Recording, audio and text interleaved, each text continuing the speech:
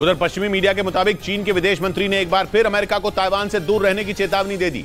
Taiwan के मुद्दे पर पिछले कई महीनों से अमेरिका और चीन आमने सामने हैं और कभी भी उनके बीच जंग छिड़ सकती है, लेकिन चीन ने अमेरिका को ताइवान से दूर रहने की चेतावनी देकर इस तनाव को चरम पर पहुंचा दिया। चीन के विदेश मंत्री चिनगांग ने अमेरिका के विदेश मंत्री एंटनी ब्लिंकन से फोन पर बात की और अमेरिका को ताइवान के मसले पर दूर रहने की सलाह दी। चीन ने आरोप लगाया कि अमेरिका ने पहले ताइवान के साथ ड्रिल की और अब वो ताइवान को हथियार दे रहा है, जिसे चीन सीधे तौर पर दक्षिण चीन सागर में अपने लिए चुनौती के तौर पर देखता है, क्योंकि वो दक्षिण चीन सागर और ताइवान को अपना बताता आया है और वहां अमेरिका की मौजूदगी उसके लिए सबसे बड़ा खतरा है। इस बीच ब्रिटेन के मीडिया का दावा है कि नेटो से ताइवान की बढ़ती नजदीकी पर चीन भड़क गया। चीन पहले से ही ताइवान की मदद करने पर अमेरिका को आंखें दिखा रहा है।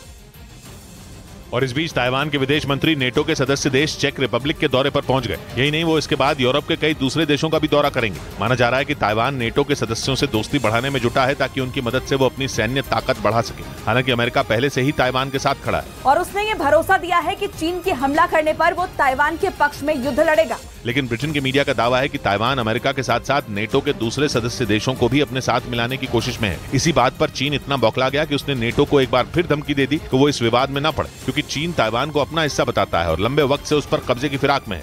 उधर न्यूज एजेंसी रॉयटर्स ने दावा किया कि अमेरिका को जवाब देने के लिए ताइवान की सीमा के पास चीन की सेना ने सैन्य अभ्यास किया। पिछले हफ्ते अमेरिका की नौसेना ने जापान, कनाडा और फ्रांस के साथ मिलकर फिलीपीन सागर में चीन को अपना दम दिखाया था, जिसके बाद से ही चीन का गुस्सा 7वें आसमान पर है। रॉयटर्स के मुताबिक इसीलिए उसने अमेरिका को अपनी ताकत दिखाने के लिए सैन्य अभ्यास किया, जिसमें उसने अपने युद्धपोतों से मिसाइलें दागकर दुश्मन देशों को अपनी ताकत दिखाई। बताया गया कि चीन ने ताइवान के बेहद करीब पूर्वी चीन सागर में यह अभ्यास किया। यानी अगर अमेरिका ने जापान, कनाडा और फ्रांस के साथ मिलकर फिलीपीन सागर में दम दिखाया तो चीन भी हाथ पर हाथ रखकर बैठा नहीं रहा, उसने भी अमेरिका को अपनी ताकत दिखाने की कोशिश की। इधर बिहार के मुजफ्फरपुर जिले में पुलिस और लुटेरों के बीच मुठभेड़ हो गई। इस दौरान 3 लुटेरों को गोली लग गई। पकड़े गए लुटेरों के पास से हथियार और लूटे गए रुपए बरामद हुए।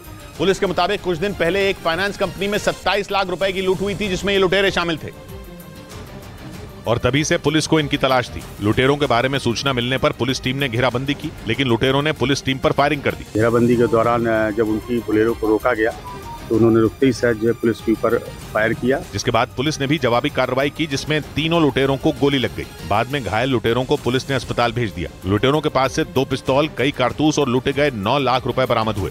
उधर उत्तर प्रदेश के मथुरा में बदमाशों के साथ पुलिस की मुठभेड़ हो गई, जिसमें 3 बदमाश घायल हो गए, जबकि पुलिस ने उनके 4 साथियों को भी दबोच लिया, जिन पर नोएडा से आगरा के बीच यमुना एक्सप्रेसवे पर गाड़ियों पर पत्थरबाजी करके लूटपाट करने का आरोप है। पुलिस ने बताया कि बीते 1 महीने में यमुना एक्सप्रेसवे पर लूटपाट की कई घटनाएं सामने आई, जिसके बाद मथुरा पुलिस की एक टीम ने लूट की वारदात को अंजाम देने वाले बदमाशों की घेराबंदी की।